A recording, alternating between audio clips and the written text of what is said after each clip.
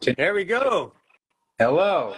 It looks like you're in a tropical place like me now. Yeah, but it's just my bedroom.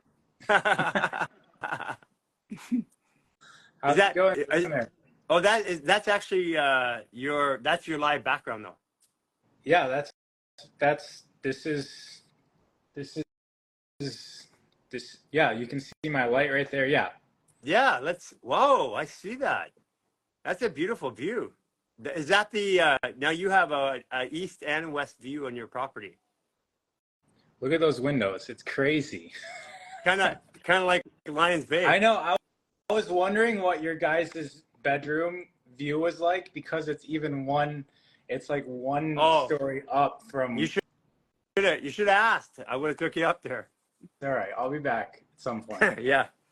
Yeah, I think while we're traveling around the world, anytime you and your wife want to go up, it's open. You're traveling around the world right now. Yeah, we're getting ready to for sure. What an interesting couple of days. I have a 30-year. You always hear me clearing my throat forever. It's been 30 years I've been doing it, and I've also had this more fascia, more fluid and more fascia up here, all the way up this shoulder, up into here, like a bigger shoulder, and a bigger leg on this side too, slightly. And the clearing, whatever I've done emotionally, started off, and then my body started detoxing right on New Year's Eve, and so I went fasted. So I took a note out of raw. I did but I added water. I did urine and water. Nice. And, oh yeah. That's what I did. Yeah, man. It's like there's a couple times I'm like, whoa, I am high, legitimately high. Mm-hmm. Yeah, I mean, how long did you do that for? 4 days. I starting to, today's the 4th day, so I'm starting to have. Oh, you're on it right now. Yeah. Yeah. Nice. I had a big shift in my face and all that. Like this is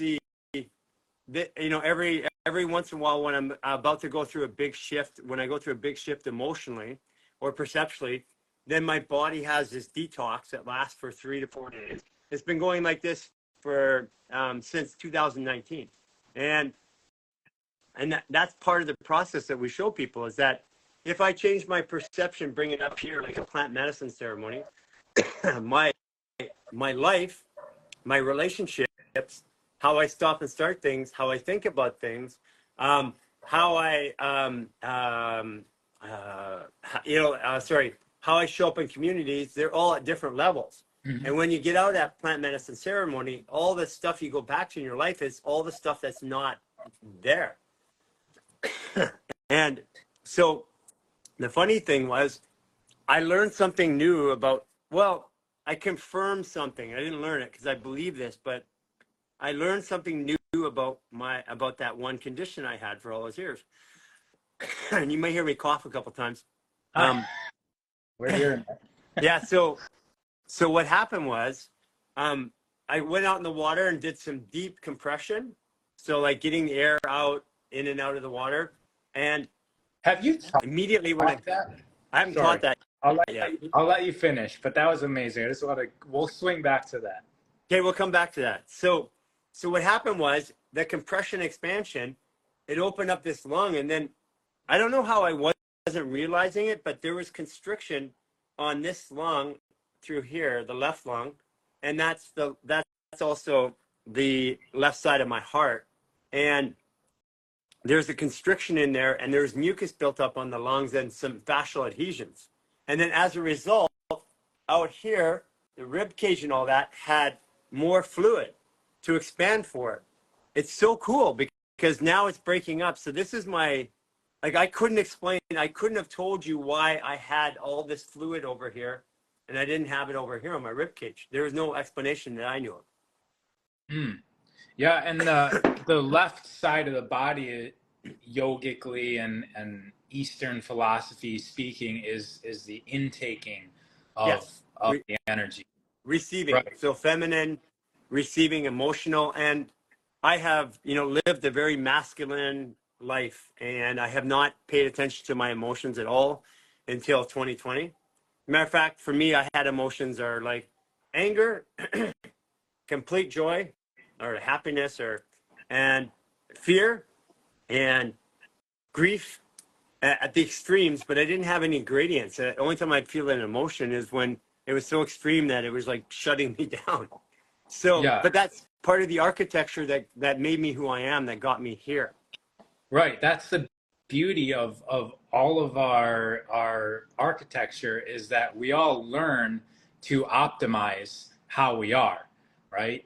And so like for me, I experience imposter syndrome a lot, and you actually pointed it out at Lions Bay. You said that my bladder there's an issue in my bladder, and it's from not speaking what I'm feeling, and it's because I have this fear, this imposter syndrome.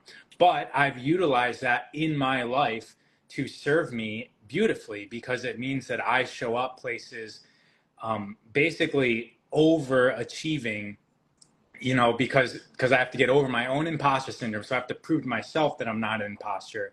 And then I go out, and then, you know, I've risen to professional levels in many different aspects of my life because of this part of me that does hold me back. And so then it comes to the point where you're like, okay, this has served me, and you get to thank, right? You have gratitude for it, for what it's brought you in your life, and we get to thank it, and that allows us to release it so much more than trying to resist it, right? Accepting that it served us and that it was beautiful and that it's helped us out, and recognizing that allows us to more easily detach from it. Yes, and like I used to use anger to motivate me, like a lot of people do. It's a very, Yeah. very common trait. And so some people use like sadness or fear, but if I go to my, like, when a good example is somebody who's trying to build confidence, like I've worked with extreme athletes, like guys who like jump off a mountain. You got one shot, you're gonna die if you don't. Helicopter's going, you gotta go now. And they what they say is that they build up fear, like I used to do when I public speak. I would build up fear, and then that would bring, because fear and confidence are the same emotion, but my perception tells me which one it was. But since I've been so stressed out, my perception in my life, and most people's perception, picks the negative version when that emotion, or when that hormone array shows up. And we're in a state where right now where the world is changing. Like we're elevated our consciousness, and the world still operates on the old consciousness. It hasn't changed yet. And what I'm noticing in myself is that, like, not having to use anger or frustration, because then if I use that and there wasn't a reason, but I wanted to take action, my consciousness would cause a problem to be angry at, just so I could take action. And this is where I've changed in my life, and it hasn't been an easy change, because I'm 55 years old. I've spent 55 years learning how to navigate my world, and then when I get under pressure, it's like there's a saying: you don't know how strong a tea bag is until you put it in water. And we're like tea bags. And when we get put in the water and we get under stress, we typically drop to our lowest point. But my lowest point was anger. I've been moving to this point where I don't even need to get to anger. I have a desire, a belief, or whatever, and when I drop down, it's at a neutral point. But that has been a retraining process over the last 4 years, with people around me pointing out, hey, why all the anger? Hey, why all the frustration? Hey, why are we putting this urgency on something that doesn't need, usually Jason. Right.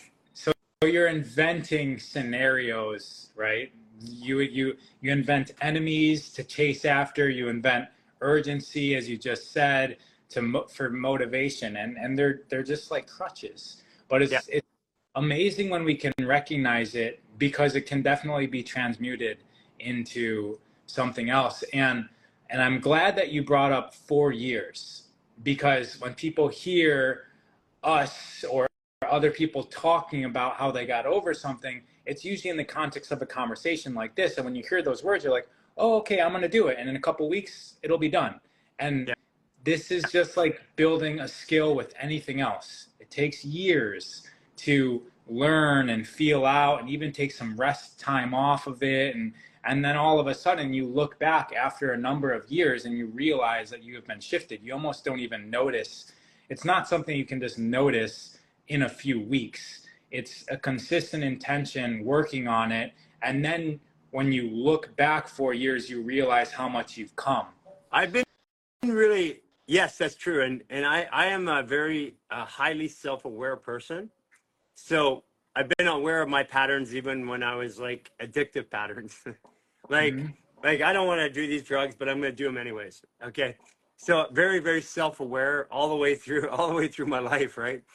And I noticed along the way, but I'm always projecting forward. I used to always project forward because I want to get to the goal.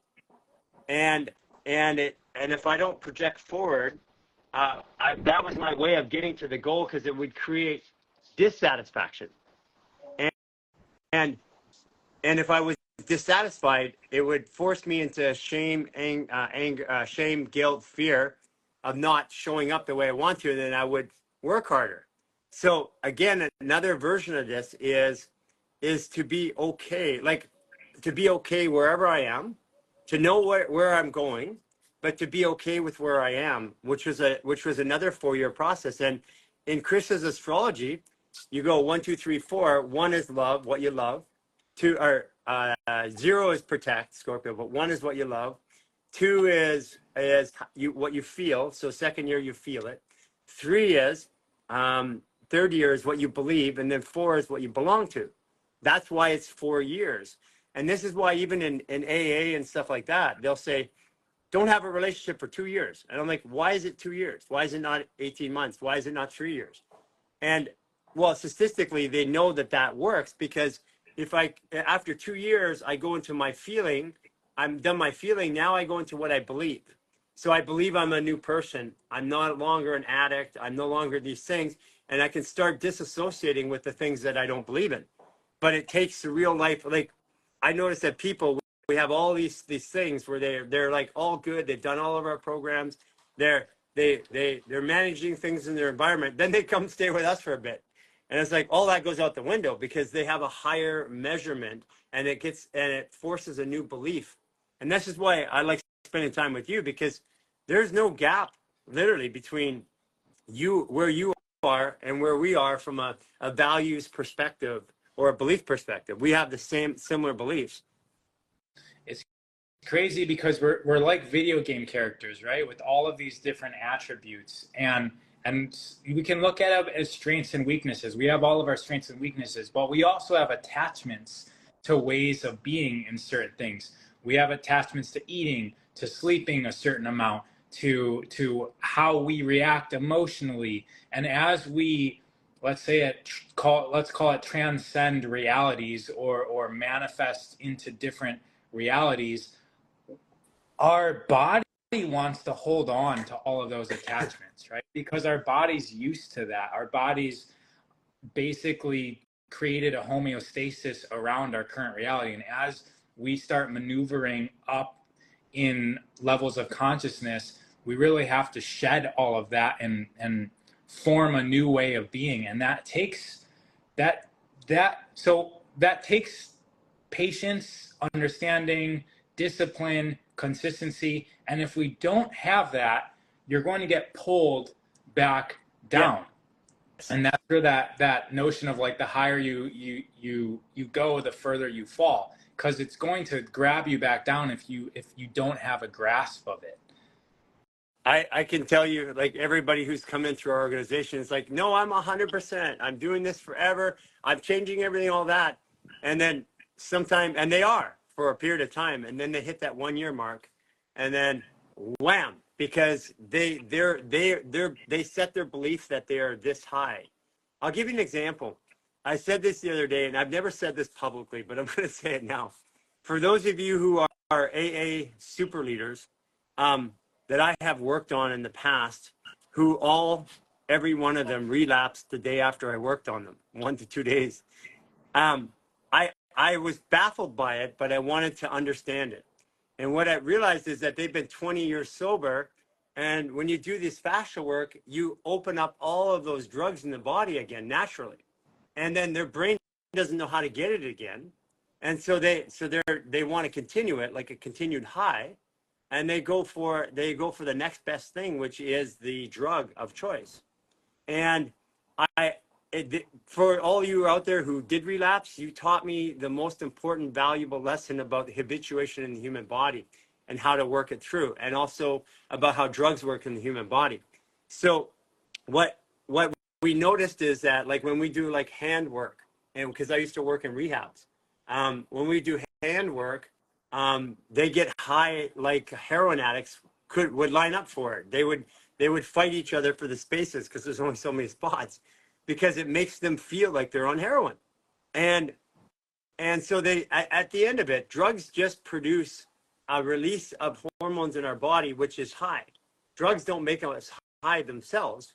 Drugs tell our body to release things that we then experience as high. Right. And this is why when somebody had been 20 years or 30 years as a leader in the community of addiction, and then they go through a treatment and they get that euphoric feeling again, they realize, then they have the gap of where they thought they were to where they really are, because all of a sudden they wanted that feeling again, and the addictive cycle started. But it wasn't with drugs; it was with a releasing of fascia in the body. Yeah, I mean, all of those substances, like you said, it's unlocking or ungating some perception, some feeling, some hormone that's already in.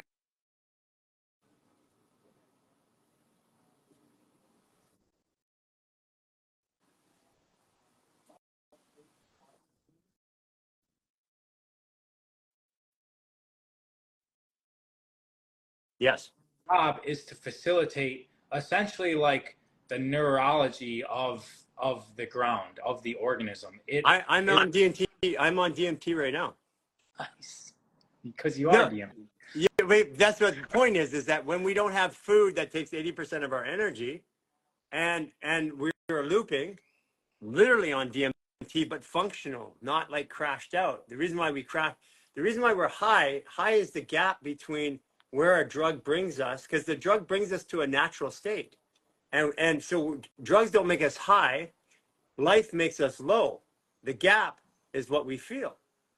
I have another. So, in the levels of consciousness, we've got like love, but a lot of us, so love is a pretty high state of awareness, but a lot of us have learned to wrap things around love, like guilt or anger or envy or shame around love. And things like alcohol is a depressant. So you ask the question, like, well, if alcohol is a depressant, how come people consume it? And then some people get angry, but a lot of people consume it to have a good time, to be happy. So how can this depressant do that? It's because what it's depressing are all of those lower emotions that you have wrapped around your joy and happiness and love, so that you can then just experience that bliss. And that's what all of the workers are trained to do, right? They get stressed out during the week, and then they go to the bars on Friday and Saturday to unwind. They're unwinding all of their negative emotions around the happiness, the joy of being human, and they get to experience that while they're sedated, essentially. But there's other ways to unwind that, and that's what you guys are doing constantly with people. And so once you are unwound naturally, or unwound within your body through breath or movement or whatever it is, things like alcohol, like the typical drugs, it almost feels like you definitely start to feel the depressing nature of it. Yeah. So to give you a sense, the last time I did a 20-day fast, which was like earlier last year, because since the 44-day fast, I've been on and off of fasting because I wanted to understand it. And I realized that there's a lot to do with the habituation, and human habituation is not understood. We know how it's like electricity. We can use it, but we don't really understand it. And that's what I was looking at. So when I was You're fasted, the first person that I heard say that. Because every time I say that, I feel like people don't understand when I say that. But my father is an electrician, and he just decided in his older years of life, like 10 years ago, I'm going to be an electrician. And he told me the same thing. He's like, we can't create electricity. We don't really understand it, but we know how to use it. yeah, And this is it's crazy. the whole gaps of science. It's like science says we know these facts and we build on these facts, but we don't understand electricity. We don't understand at the cellular level. There's 2.2 million proteins in the body working. We only understand what 5,000 of them do. So how can we say we understand the human experience? We don't. We've been told a lie. We've been given this container of science that said this is how you operate it. But to give you an example of what I did, because when I fast for more than 5 to 6 days, I usually stop sleeping. So, and this didn't come right away. This came over repetitive fasting. So when I'm on like a 15 or 20-day fast, the last 5 to 10 days, depending on where I'm at in my emotional state, I don't sleep at all because I'm getting DMT throughout the day. And so what I did is I said, okay, I'm going to take 340 milligrams of MDMA and 125 milligrams of THC at the same time. See what happens. Because I'm in the fastest state. And guess what happened? Nothing. Nothing. Crickets. And that's because you can't take your body higher than its own potential. Can you repeat the amounts again? Yeah, 340 milligrams of MDMA. And the only reason it was 340 is because all that I had access to. And how much have done more. I don't know how to. 125 milligrams of sativa, and I orally ingested the sativa, and I'm literally going, okay, well, let's prove my theory. So I'm sitting around and I'm preparing to go down. I'm sitting there just making sure that I'm comfortable and stuff like that because I know I'm going to be on a long trip. And Right. at the end Don't of it, jump out the window. it didn't happen. It didn't happen. Should I take some more? Okay. So an hour and a half into it, I took another 100 milligrams of THC. Crickets, nothing. And this is where I got the, this is where I cauterized the theory or the belief that we are naturally high and food takes 80% of our energy, bringing us naturally low. And if I jump up the scale too fast, that's the feeling of high. So when I take a drug like psilocybin, I jump up really fast, maybe to here. And then that's the feeling of high. And then also to alcohol processes differently, by the way. In my study, fermentation versus distillation acts very differently on our hormone and emotional system. So we have three states of awareness. We have our lower brain backward, which is hormonally driven and very, very reactive. We have our midbrain, which is where our emotions sit. Like fear is in the lower brain, and same with desire. Like a dog, I either fear you or I desire you, and I may desire you until you do something, and then I fear you. So, but what's less than fear? But because fear locks up the whole body. But what is anger? Less than fear in the body. It looks less than fear, but anger is fear, because if you had no fear, then you wouldn't be angry because things would work out. Yeah, you have to move. And that's in the midbrain. And then in the frontal cortex, where our perception works, we have frustration. So you have frustration, anger, and fear.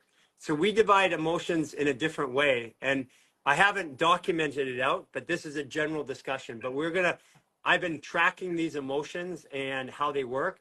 And this is going to be part of a learning matrix that we're doing to help people get out of the old school. Because they think it's fear and love at the root. And I'm like, no, love is a decision. Love is like you said, people have love, but they have all this guilt and shame and all that wrapped around it. So love is actually a decision. And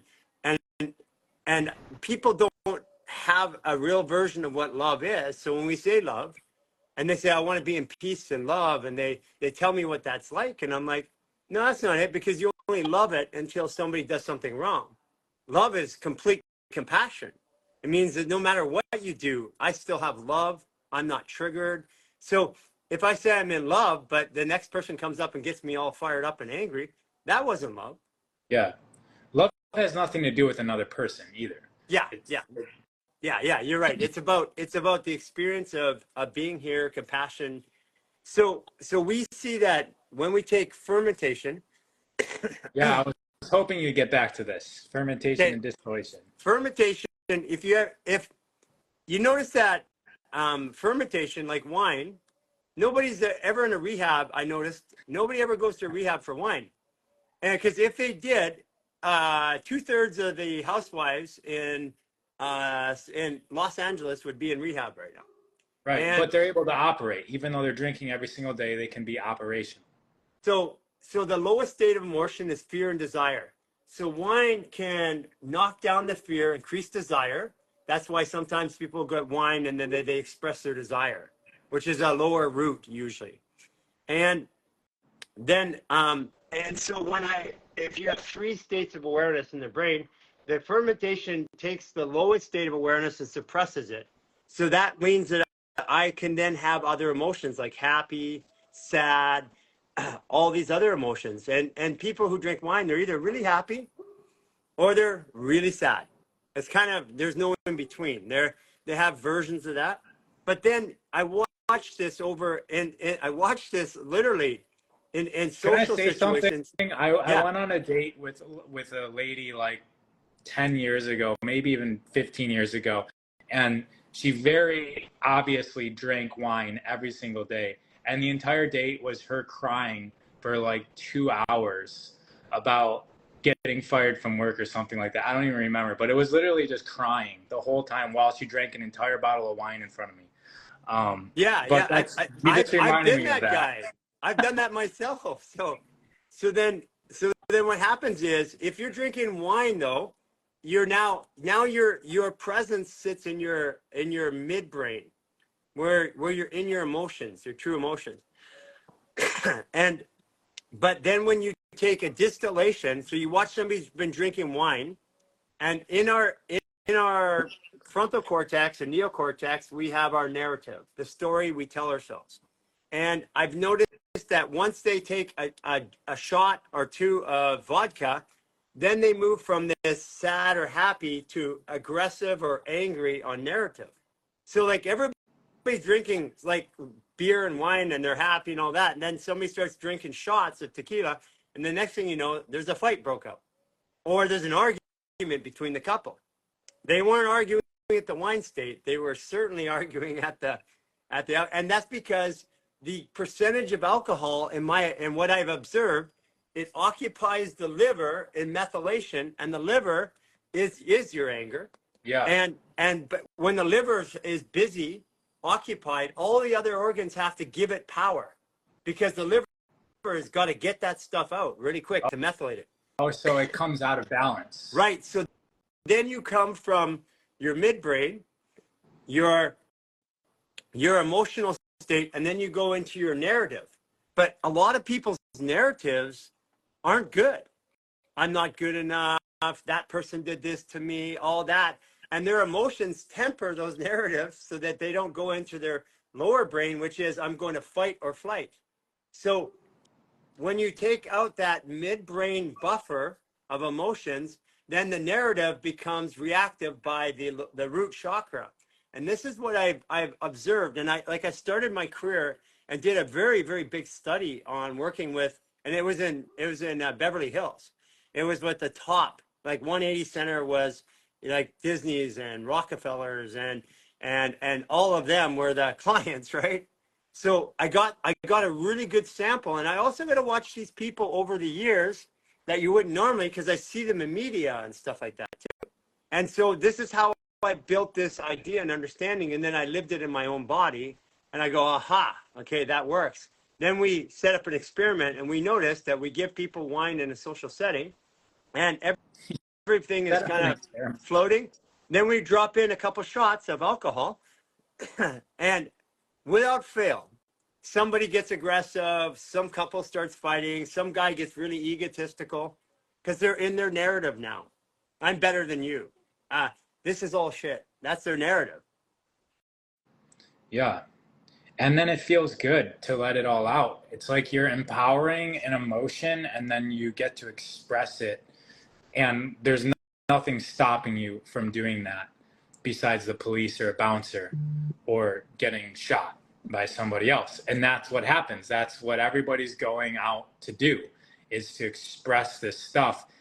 And a lot of times it can feel relieving if we're not naturally expressing anger or guilt or shame on a day-to-day basis. And so some people are going and getting drunk, and it can be, it's like the motivation is healthy, but the way that they're coming to that state of being isn't so healthy. And so people can just realize that being angry and getting these emotions to the surface for us to work on them is healthy, right? Because the main narrative is we shouldn't be angry, we shouldn't be sad, we should be like in this enlightened state, we should transcend it all. And if we try to go up there while we still have these heavy undealt with emotions and experiences in our life, then we're going to seek release.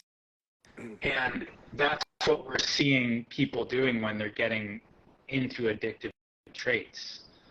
They're seeking the release of this stuff that's just kind of like hiding in the closets of their psyche.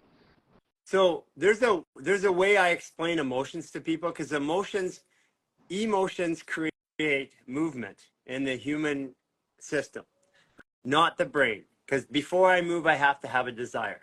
So I say to people, emotions in observation are beautiful. It's like standing on the edge of a raging river. It looks beautiful.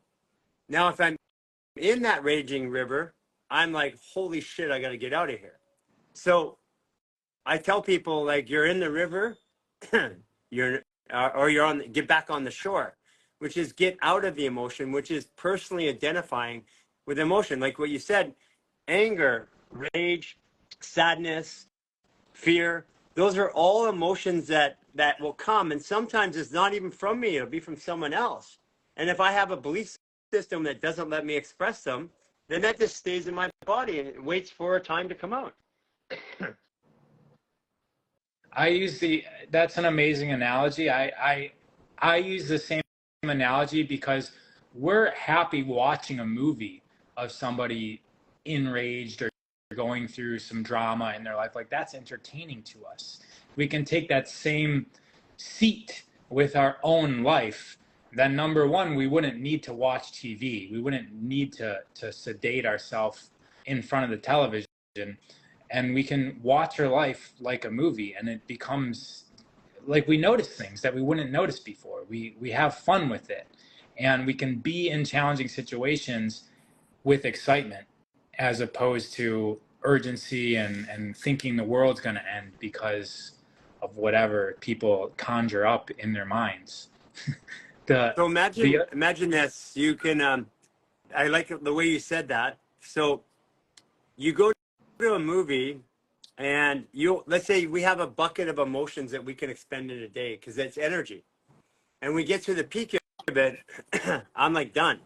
Like I could work all day without emotions, but if I have to, like, the difference is if I have to pack up my own house, which you'd be very familiar with, or I'm packing up somebody else's house, it's a very different experience. Because the emotions are me, and do I like it, and I liked it here or I don't like it here, and all the items in the house have a reminder. So when I invest my emotions in a movie, it does let those emotions come out, but it's like taking a pharmaceutical over life, because if it came out but I didn't get the reflection from the people that I'm dealing with, then my nervous system doesn't get the feedback mechanism. And I'll tell you something why I say that this is like part of my theory of the human body and fascia. Like, for example, remember the old days when we had typewriters? You have to click, click, click, click, click, click, click, click, click, click.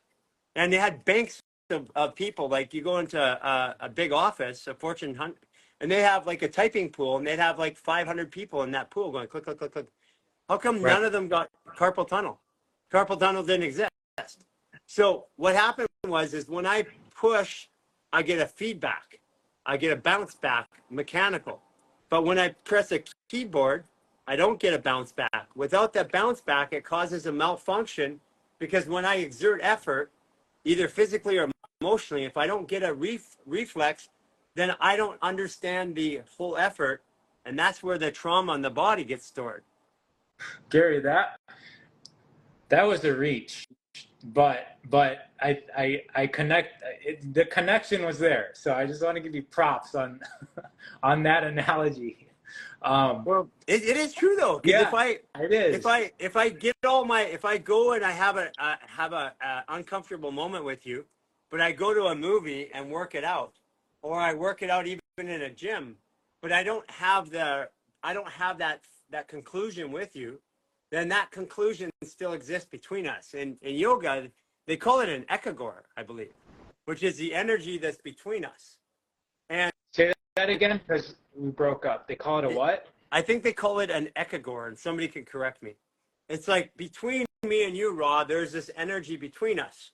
If if we don't change, that energy stays the same. But if I change, when I come back together again, that energy between us has to reset. Right. Yeah. The thing is, those little, like you said, that connection that gets sort of broken, that lives inside of us.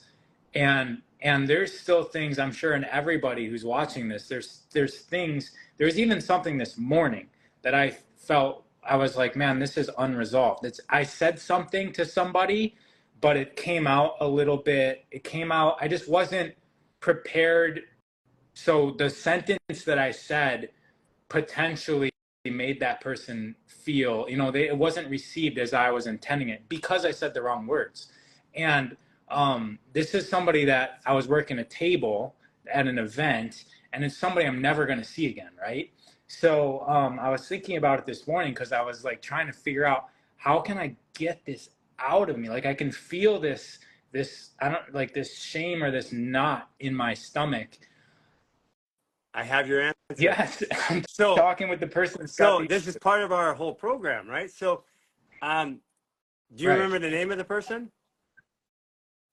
No. Okay. It was. Do you remember what the way they look? Yeah. Okay. Yeah, I can get there. Create a picture in your mind. Okay. Okay. Okay. I got it. I feel it. So now talk directly to me. Let's see what happens live. Hey there. In your mind, I am that person. You talk directly to me. Yeah. Hi again. I told you that you were acidic, and I made a very brash comment to you, and I just wanted to say that I don't know how to do this, Gary. You're gonna have to walk me through this. So, when I met you at the event, I made a judgment about you. Which was not right to do. I feel truly sorry in my body. I feel truly sorry in my body. And I want to let that go.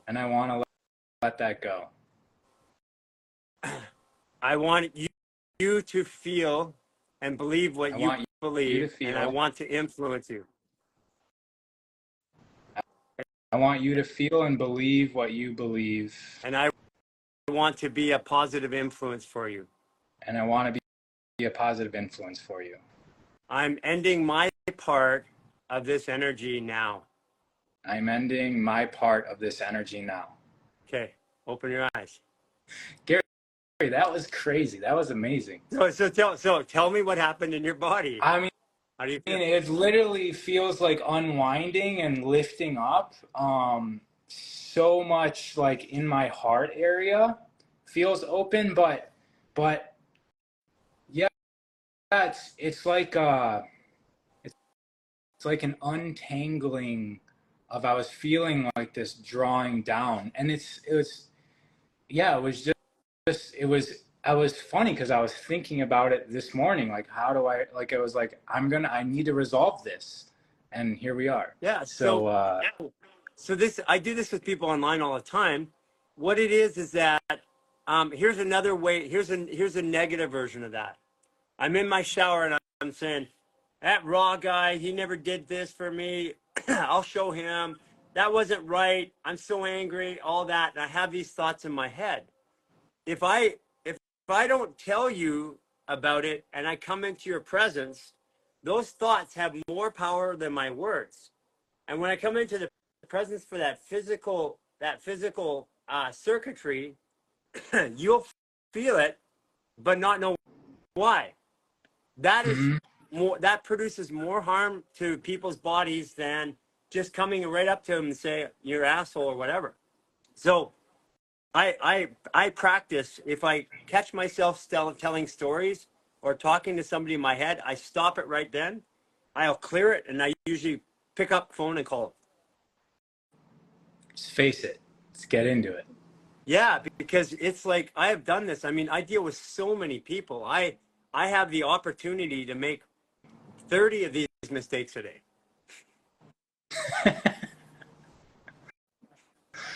Well, yeah, that definitely worked. I appreciate that, and it's yeah, who knows what that could have turned into if I at least I was aware of it, you know. So And here's a question. Does your body feel differently than it did earlier? yeah, I feel bouncy. Do you feel at ease, right? Lighter and at ease. Yeah, but Okay, I so here's something I want you to hear. That is the beginning of dis-ease. mhm, Dis-ease is, I don't feel easy in my right. body. That's where disease starts, and this is what we're pioneering this message to people. Because I mean, there's other people that have said this, and there are like the Taoists are the closest to this, but the difference between talking about it and truly practicing and implementing in your life at scale is very different. And this is how we live our lives.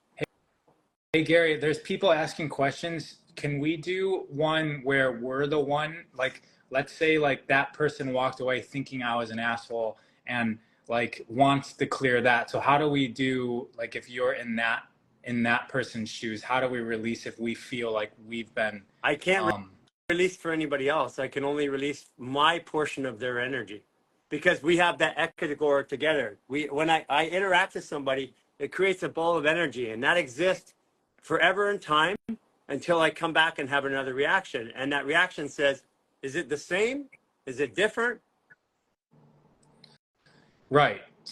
So if we're if we feel like somebody wronged us. Oh, okay.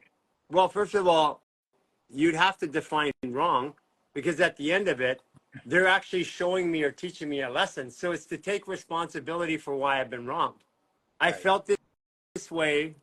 I acted this way when I met you last. I felt that you had done something wrong for me. I now I now feel in my body and perceive the lesson that you were bringing to me. I know that you were reacting to help me in my life and in my story.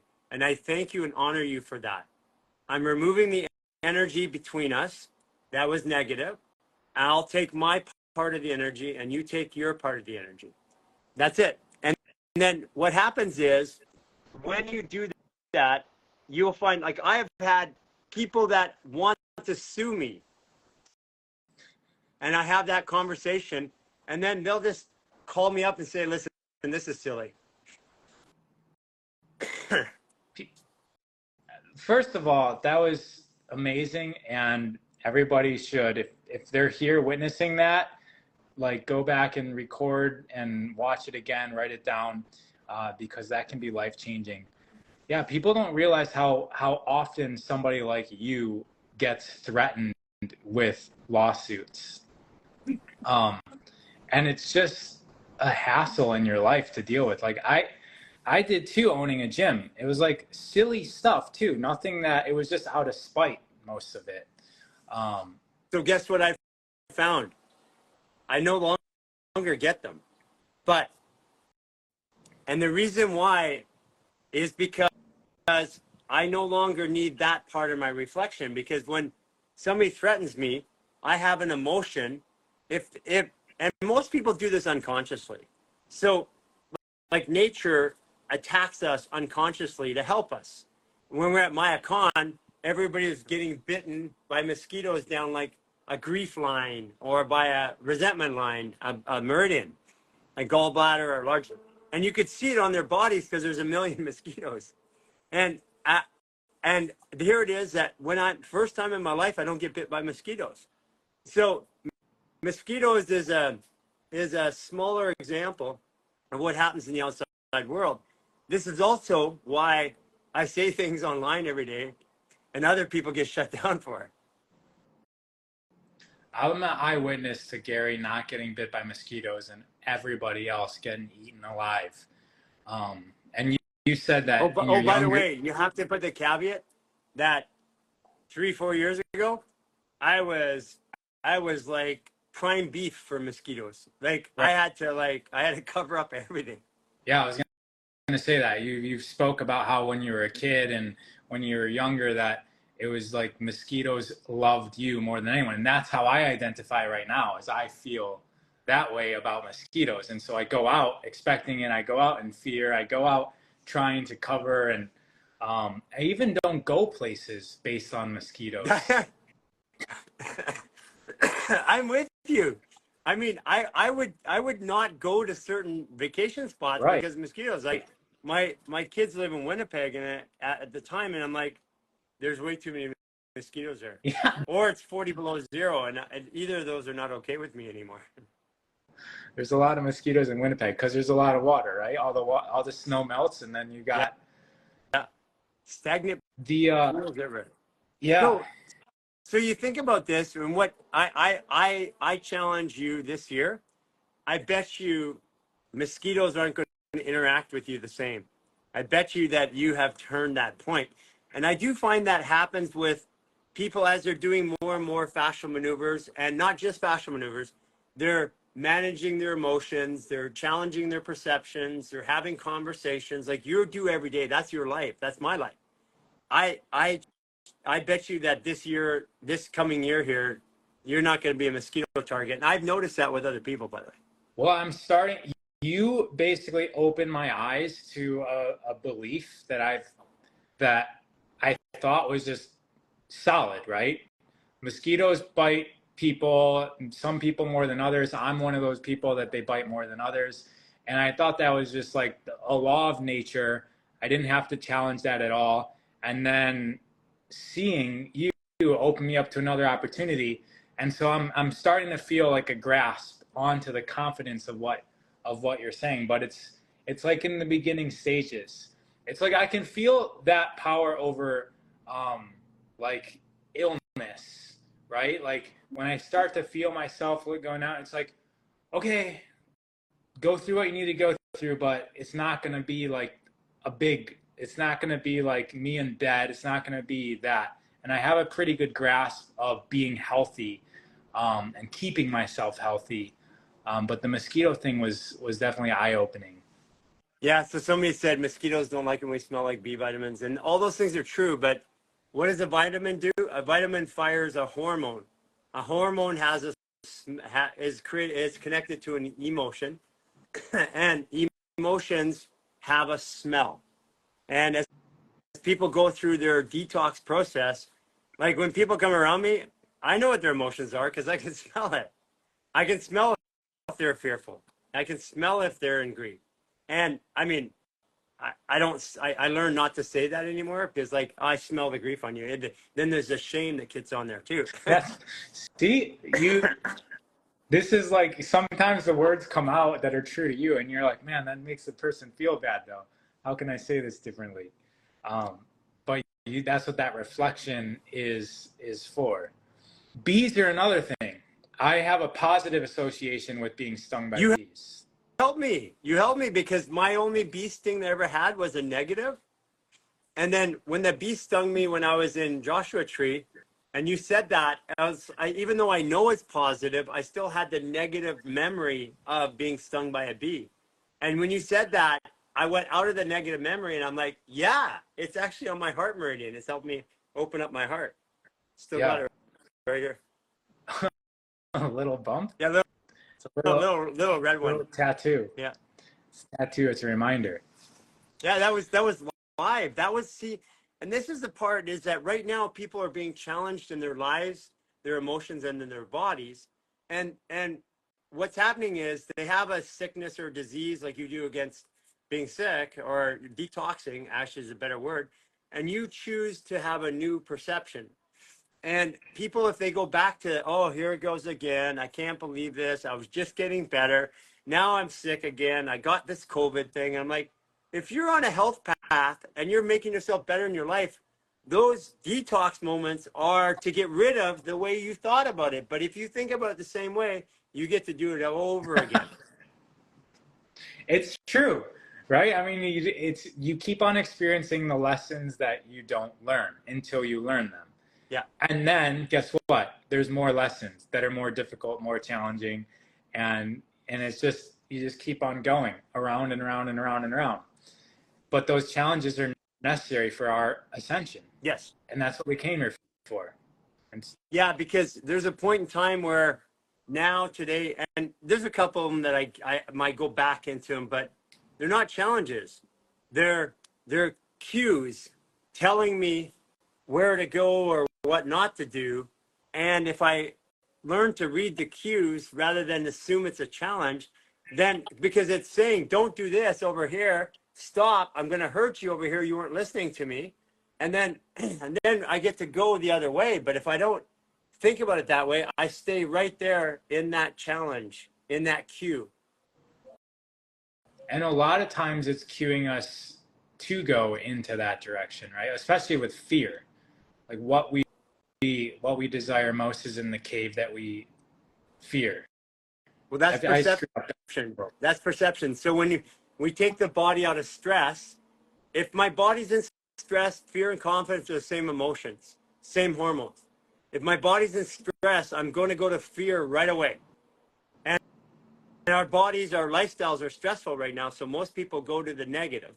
But when our body comes out of stress, at first I go back to fear really quickly, but then if I ask myself, hey, do I have a reason to be fearful? Maybe it's confidence. Do I have a reason to be anxious? Maybe it's excitement. Do I have a reason to be sad? Or maybe it's joy.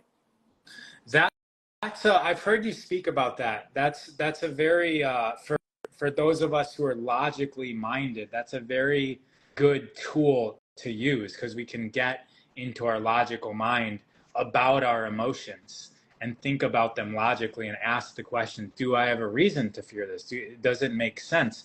Is there some, like, what's the worst case scenario? I like asking that question. What's the worst case scenario?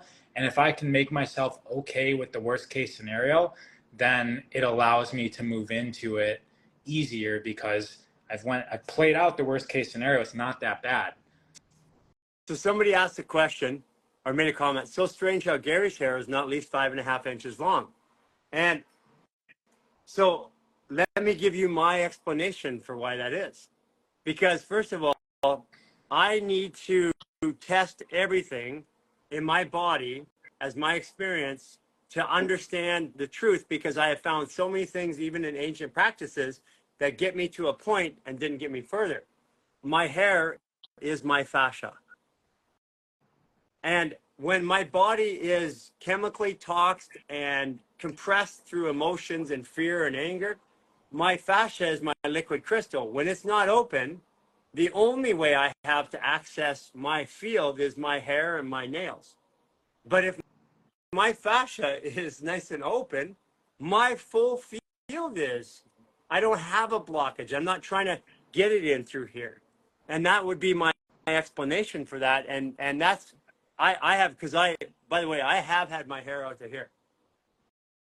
I love that because every time I talk about hair, what usually gets cut out of the reels and stuff is that I always say, I have no idea how long I'm going to keep this. Yeah.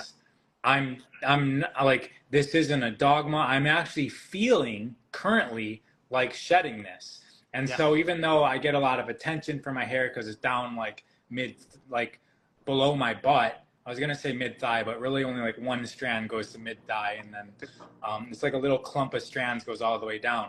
But yeah, it's not a permanent thing. It's we've got this information from other cultures, other wisdom that say these things about hair. I'm experimenting with it, just like you said, and it's feeling like it's running its course.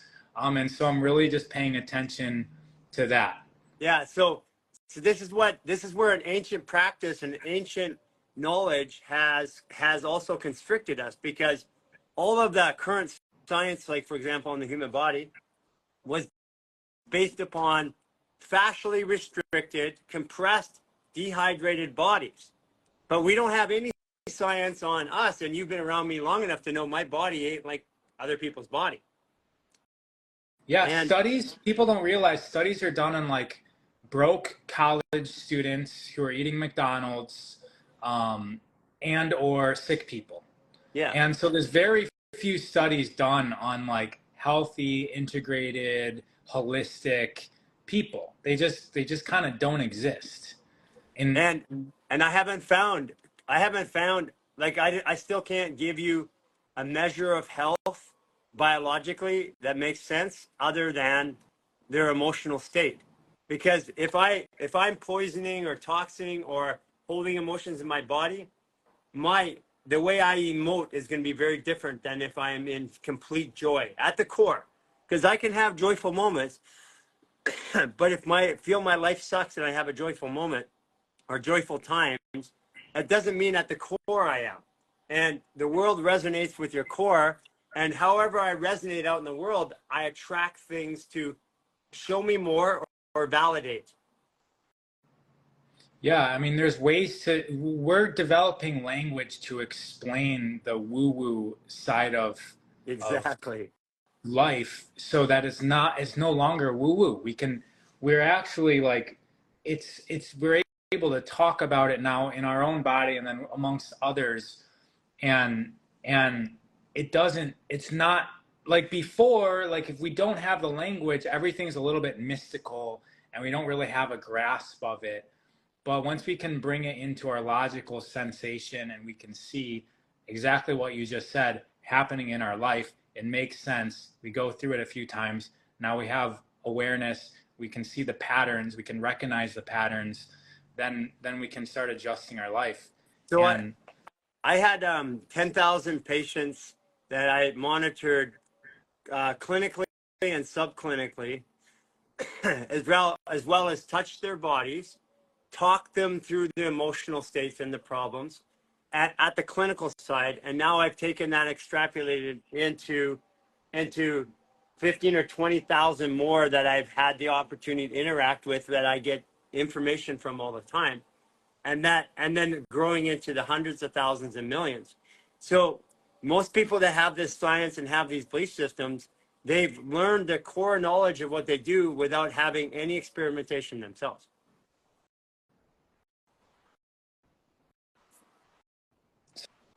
Say that again? Most of the people that are spiritual leaders, are scientists or knowledge bases in the communities of health and wellness and consciousness, have a knowledge that they took and learned From a book. but they haven't had, and even that they're experiencing that version of it.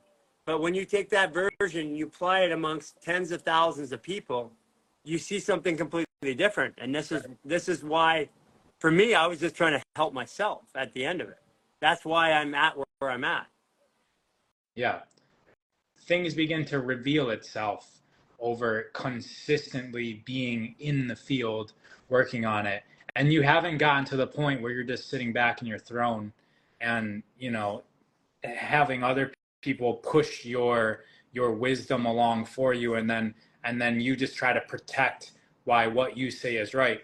You're still doing it. You're still out working with the people, talking with the people. You're still amongst what you're exploring, and you're still discovering, and you're open about this phase, this discovery phase, and you're asking others to join you and to add to the collective wisdom. And it's a living, breathing thing. It is. And that's what life is. So I'm completely okay with everything I say being completely false 10 years from now. But the way I say it today is a better narrative than the one I came from. Right. That's all we can really And do.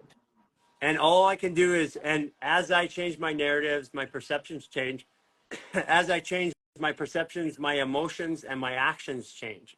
And and this is the journey, and this is what I love about you. I mean, what I admire about you the most is your ability to sit in a conversation or topic and look at the other side and not be have any judgment at all. To say, I'm completely open to both of these sides.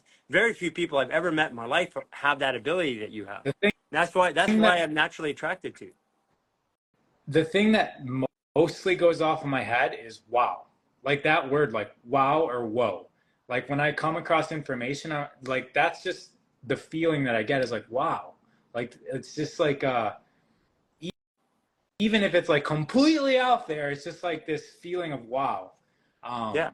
And that's kind of what rules me is the wonder. You know what? Today's been such an awesome talk. I mean, I know that the numbers are showing it. People are there. I know that today people are getting something, and I saw it in the chats.